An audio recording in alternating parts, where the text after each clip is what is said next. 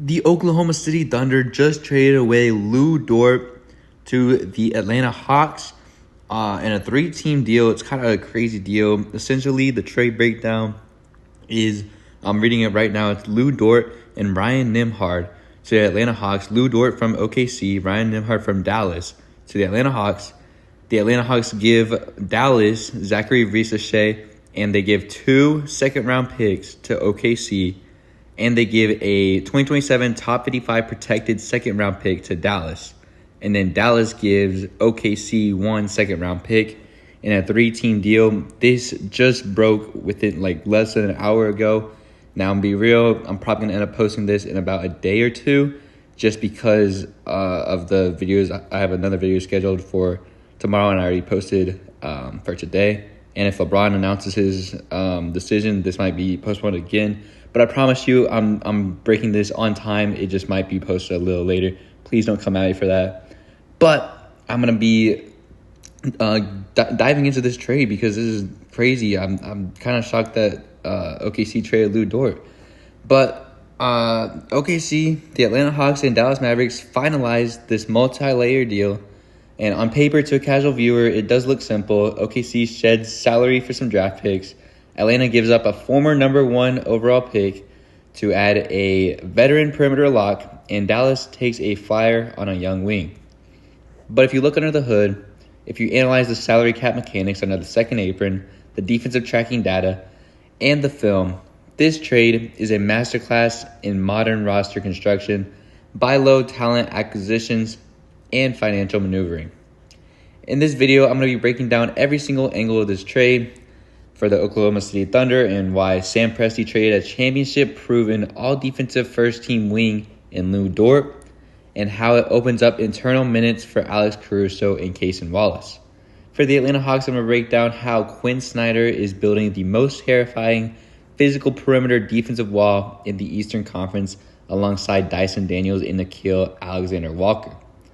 For the Dallas Mavericks, I'm going to break down why taking a chance on Zachary Ricochet using a traded player exception next to Cooper Flagg is a genius, low-risk, high-upside gamble.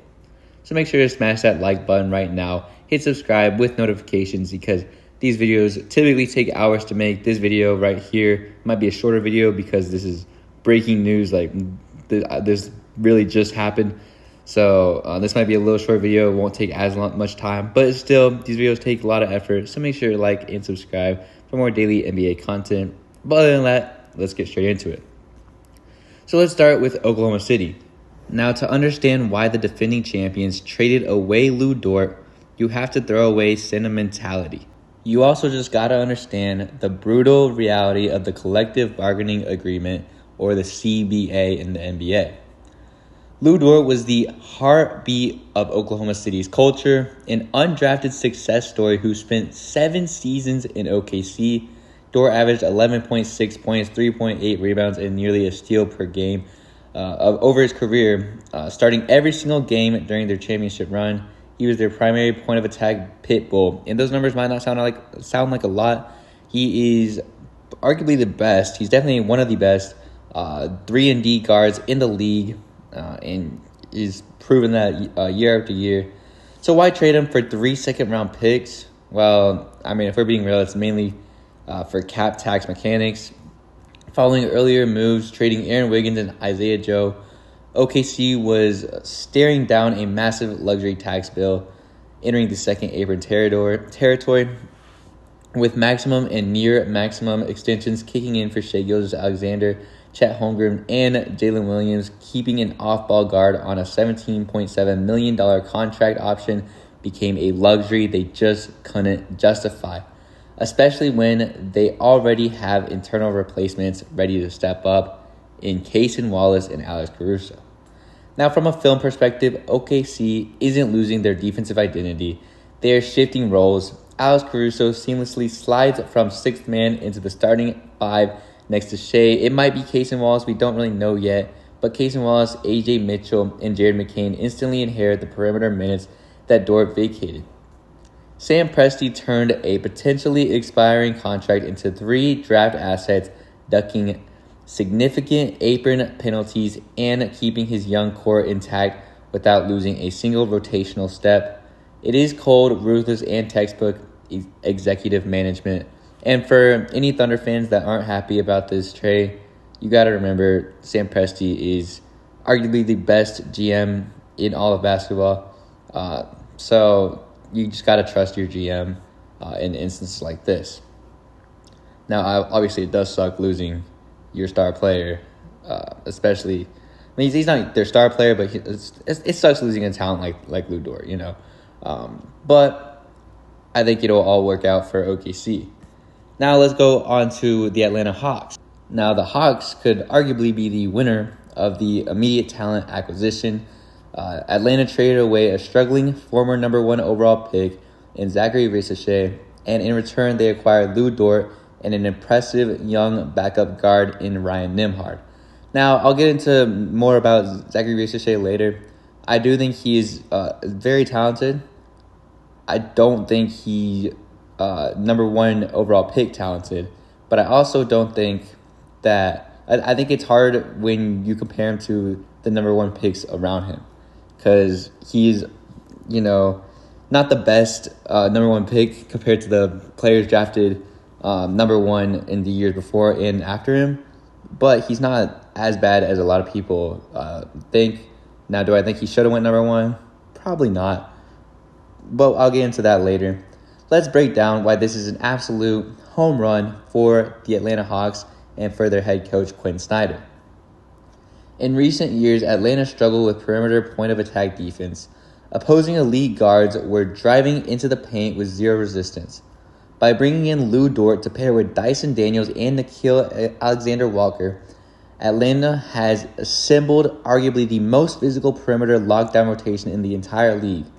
Let's look at the film and how Lu Dort disrupts offensive schemes. Now we're going to talk about navigating the high screen first. As the ball handler calls for a high pick and roll, Dort doesn't slide under or play drop. He fights directly over the top of the screen, utilizing his low center of gravity and 220-pound frame to stay attached to the ball handler's hip. Now, I know a lot of people say he plays dirty. That's TikTok, Twitter, ball knowledge, whatever. Watch the game. But next, we got Dort and absorbing drive contact. Now, when the guard attempts to turn the corner and initiate contact, Dort, he's 220 pounds. He absorbs the bump into his chest without giving up painted area or drawing a whistle, forcing the guard to decelerate. He is an absolute brick wall on the defensive end. Now, the recovery wall, as the guard elevates for a mid-range pull-up or a floater, Dort uses his length and contest speed to contest from behind or the side, completely contesting the shot profile. Dort brings a fierce veteran edge that Atlanta's locker room desperately needed. You add in him and Ryan Nembhard, who led all rookies in assists last year in Dallas and dished out 23 assists in a single game. Then Atlanta secured both defensive tenacity and a reliable secondary ball handler. And I do think it'll be an interesting backcourt, seeing Dyson Daniels and Lu Dort on the same backcourt starting at the same time. It'll be interesting to see. It'll be a very defensive backcourt. 2 players who barely average 10 points a game. It'll be interesting to see. I do think, obviously, though, their usage rates will increase, so they'll score more points. But I do think it'll be interesting to see. I do like this for Atlanta, though, a lot. I definitely see. They just last year they got Kuminga midseason, and Kuminga, he popped off, and I think Lu Dort, I don't think he'll put up the same type of numbers, but maybe Ryan Nembhard, if he gets more minutes, more usage, I think he'll, continue to grow and develop, and I think he'll work out very well for Atlanta throughout this trade. Now, this brings us to the most fascinating individual story in this trade, the 2024 number 1 overall pick, Zachary Ricochet, heading to the Dallas Mavericks. And let's just address the narrative head on. Ricochet had a tough rookie season. He had a tough sophomore season. He's had a tough career in Atlanta. After being taken first overall in 2024, his minutes dropped down to 23.6 per game. His scoring settled at 11.1 points per game, and he barely saw the floor during Atlanta's 2026 playoff run. Fans and media were quick to throw around the bust label. But context is everything in player development. In Atlanta, Ricochet was miscast as a creator before his handle and decision-making were fully developed. Now, if you look at his situation in Dallas, he's in a very young roster. He has guys like Clay and Kyrie, but I'm talking about he has Cooper Flag, he has Morris Johnson. It's a bunch of young guys with good potential. Obviously, we've seen Cooper Flag, but that's besides the point. Now, the player profile from Zachary Ricochet is the primary responsibility, which is in Atlanta is the on-ball creation, heavy isolation expectations. In Dallas, it'll just be the off-ball cutter, a corner three-point floor spacer. Now, his pressure level is very high in Atlanta. It'll probably be pretty low in Dallas alongside Cooper Flag, and maybe even Klay Thompson and Kyrie as well. So that'll take a lot of pressure off of him. And then his playmaking fit in Atlanta, who's a static perimeter spacing. Now in Dallas, he'll be running off of Cooper Flag's gravity, which will just hopefully benefit him. Now, obviously, he's a number 1 overall pick. He shouldn't need to be playing like a role player. But I do think this will definitely help his career, fitting into more of a role rather than a superstar. And maybe he just isn't meant to be a superstar and carry a team like they tried to have him in Atlanta. But in Dallas, if he can play his role right, I do see a good chance that he stays in the league for a lot longer. I do think this is probably he might get one more chance after Dallas if he doesn't do well here. But I do think this is his chance to prove that he's not a bust or anything. He's really got to prove it though. I do have high hopes for him though. But Dallas did absorb Ricochet's $13.8 million contract using an existing $20.8 million traded player exception or TPE, staying at $2.3 million below the luxury tax line. They didn't give up a single core asset for that. In Dallas, Ricochet doesn't need to be a savior. He gets to play alongside generational talent Cooper Flag. All Dallas needs Ricochet to do is run the floor, cut hard to the rim, knock down wide-open corner three-pointers, and use his 6'9" frame to contest wings on defense. It is the ultimate low-risk, high-reward environment for a 21-year-old wing who he still has a little bit of potential, but I still think he can be an absolute great role player, especially with Dusty May in Dallas. Now let's hand out official grades for all 3 front offices involved in this deal. Atlanta Hawks, I'll give a grade A. Atlanta recognized that keeping Ricochet in a role where he was struggling wasn't going to help himself, wasn't going to help Atlanta, it wasn't going to help anybody.